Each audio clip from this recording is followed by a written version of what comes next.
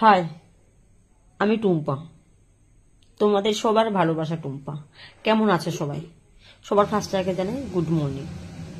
এই সুন্দর সুন্দর মিষ্টি মিষ্টি সকালে আমি তোমাদের জন্য একটা ছোট্ট ছোট্ট সুন্দর সুন্দর একটা মিনি ব্লগ নিয়ে চলে এলাম। এখানে মিনি ব্লগে কি দেখাবো সেটা আমি তোমাদেরকে দেখাবো। তো আগে ফার্স্ট বলে দিই, গতকাল আগে আমার খুব বড় একটা অ্যাক্সিডেন্ট হয়েছে। সে RN-11 সামনে নতুন গাড়ি যেহেতু আমি কিনেছি, তো সেটা চালিয়ে আমি যাওয়া আসা করছিলাম। দেন তারপরে কোনোভাবে পিছন থেকে একটা স্কুলের বাস, মানে বিল্লা স্কুলের বাস এসে আমাকে ধাক্কা দেয়। তো আমি কোনোভাবে স্লিপ খেয়ে পড়ে ভীষণ বড় একটা অ্যাক্সিডেন্ট হয়েছে। মানে সামনেরটা শুধু যতটুকু পেরেছি আমি তুলে ধরেছি, বাকিটা আমি তুলে ধরতে পারিনি, কারণ সেটা দেখানোর মোটেই নয়। কিন্তু পরের দিনকার আমার 20 জনের রান্নার একটা অর্ডার ছিল, যেটা আমি 10 দিন আগে অ্যাডভান্স নিয়ে ফেলেছিলাম। কি করব, ওই পা নিয়ে আমি রান্নাটা করি, কিন্তু রান্নাটা করার পরে আমার যা অবস্থা খারাপ হয়েছে, পরের দিনকার ডাক্তারের কাছে যেতে আমি রাস্তা খুঁজে পাইনি। পা ফুলে পুরো লোড হয়ে গেছে। ইভেন এতটাই যন্ত্রণা সেটা আমি কিছুতেই বলে বোঝাতে পারবো না।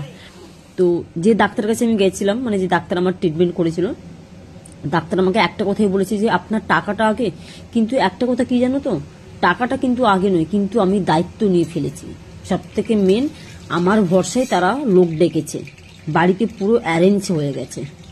তো দায়িত্ব কোনো কোনো জায়গায় না, দায়িত্বটা সব থেকে বেশি ইম্পর্টেন্ট। কিন্তু আমি মনে করি আমি হয়তো বেশি দায়িত্ব পালন করে ফেলি, যার কারণে আমার কপালে এতটাই দুঃখ। কিন্তু একটা কথা বলবো কি জানো তো গাইস, যে আমি আমার জায়গায় ঠিক আছি, বাকি উপরওয়ালা যা করবে সে ভেবেশুনে করবে।